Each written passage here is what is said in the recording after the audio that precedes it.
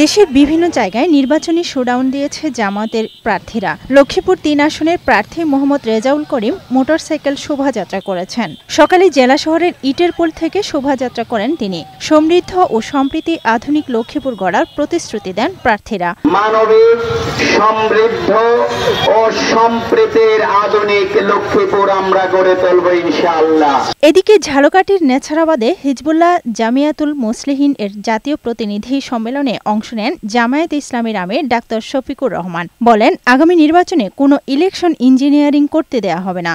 দেশের নতুন ইতিহাস রচিত হবে। ভোটে প্রভাব বিস্তারের অপচেষ্টা রুখে দেওয়ার হুঁশিয়ারিও দেন তিনি। এই নির্বাচনে অতীতের মতো কোনো ইঞ্জিনিয়ারিং, কোনো মেকানিজম অথবা ভোট কেড়ে নেওয়ার কোনো পায়তারা চালানো হলে আমি আপনাদেরকে বলবো, আপনারা বুলেট হয়ে বর্জন করবেন।